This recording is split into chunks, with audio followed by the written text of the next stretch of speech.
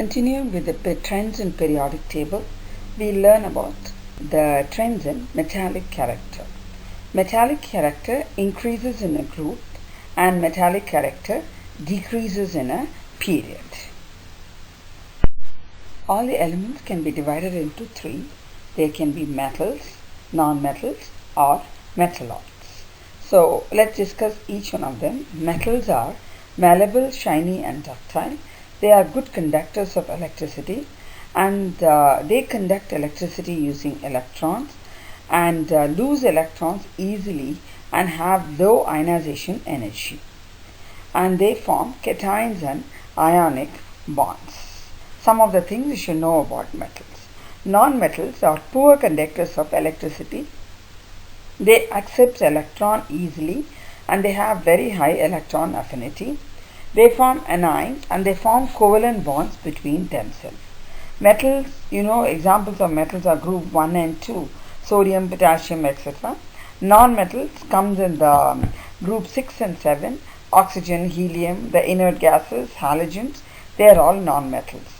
Metalloids, they have properties intermediate between metals and non-metals.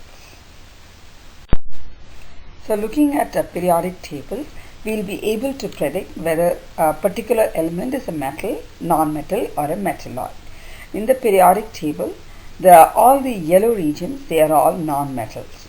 For example, hydrogen from group 1A and all group 8A and group 7A elements except 80 and some of the 4A, 5A, 6A elements are all non-metals and the blue ones are all metals. And you can see that the number of metals are much more in the periodic table.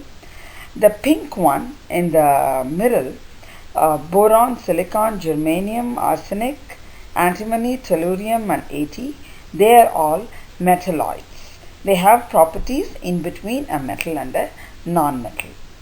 And a point to be noted in the periodic table is bromine and mercury are the only two liquids. So either you have a solid, which are all metals, and gases, which are non-metals, and just two liquids, bromine and mercury. And another thing is, all the metals, that is towards the left, they form cations, and non-metals, that is towards the right, they form anions. As mentioned earlier, we have cations on the left side of the periodic table, and anions towards the right side. And cations attract the anions and compounds are formed. For example, sodium from the left side forms sodium plus by losing one electron, and Cl from group 7 forms Cl minus by accepting one electron, and the positive sodium attracts the negative Cl and we get the compound sodium chloride. And the force of attraction between anion and cation is given by Coulomb's law. That is, F is directly proportional to Q1 Q2 divided by D square, and you will be learning more about this in a later chapter, but just remember that larger the charge on the ions and smaller the distance between them, more will be the force according to Coulomb's law. Let's do some question. Identify the following whether they will form an anion or a cation. Potassium belongs to group 1, therefore it will form a cation, and the cation it forms will be K+, and since it belongs to the left side of the periodic table, it will be a metal.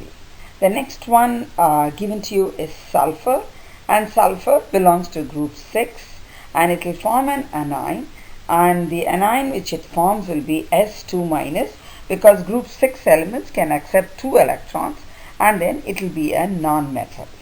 So next one is Fe. Fe is a transition metal and the word metal is there, therefore it will form a cation, and Fe forms two kinds of ions, but Fe3 plus is a more stable one, and obviously it is a metal. And then we have Br, a halogen belonging to group 7, therefore it will form an anion, and halogen belonging to group 7 will accept one electron forming Br minus, and obviously it is again a non-metal, but we also know that bromine is the only liquid. and gold Au, and it's a metal, therefore it has to form a cation. But gold's the charge on gold is Au plus, and it is a metal. And this also comes under the transition group. Then we have tin. Tin belongs to the metals, and therefore it will form a cation. And one of the ion it will form will be Sn2 plus. Tin also forms Sn4 plus, and of course it's a metal.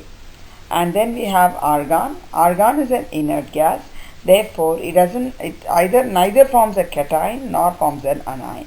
Therefore there is no charge, and it is a non-metal, or I can say that it is a gas. Then aluminum. Aluminum belongs to group 3. It forms a cation, and group 3 cation prefers to lose 3 electrons. Therefore, it forms Al3 plus, and it is a metal.